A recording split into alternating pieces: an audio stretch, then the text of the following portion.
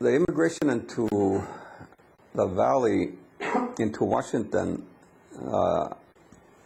didn't really start until the 40s, when people started coming from principally the Rio Grande Valley in Texas, but also from other states like, I guess people had gone to like Wyoming and Montana, and they also started going there.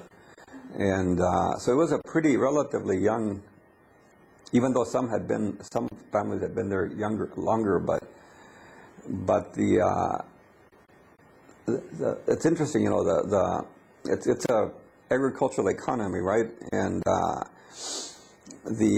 before, the work had been done by Native Americans, Yakimas and stuff, and then they had used a lot of and white folk also, and then during the Depression, you had a lot of people coming from that area. They called them Okies and Arkies, so you had a lot of white farm workers were really, really poor, and were in a worse way than Mexicans, because they didn't have such an intact family and culture, and they were seen by other white people as losers, right?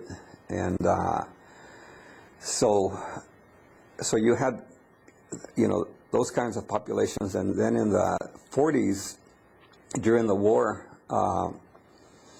they started bringing in braceros, through an agreement with Mexico, on the theory, or the reason given was that all the people that had worked there had either been drafted or had moved into the cities to work in the job that opened up because of the war economy. So they brought in thousands of farm workers from Mexico.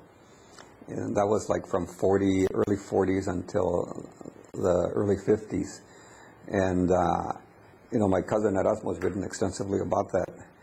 And then when that, for some reason, the growers here did not continue it, like the ones in California continued it until they were forced to stop in the late 1960s.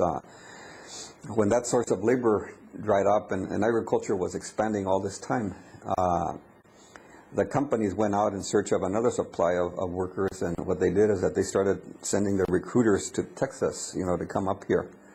And some people came up through the recruiters, and some just through word of mouth, like my family. Tomas's, his family were actually recruited to come up here and go work in the asparagus for one of the big companies, I think Del Monte.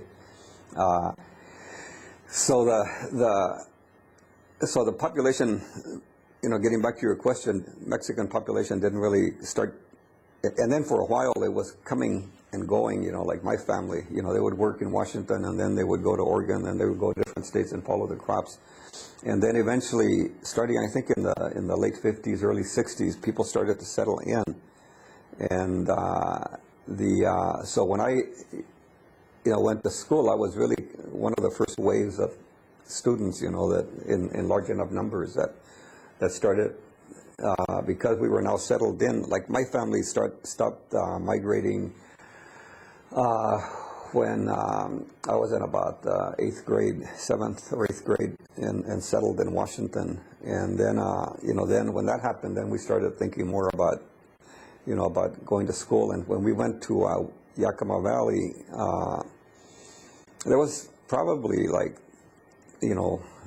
20 or so out of, I don't know how the number was, but it was at least 8 or 7 or 8,000. But here at the University of Washington, the number was pretty much the same as now, 30 to 40,000, and there was just a handful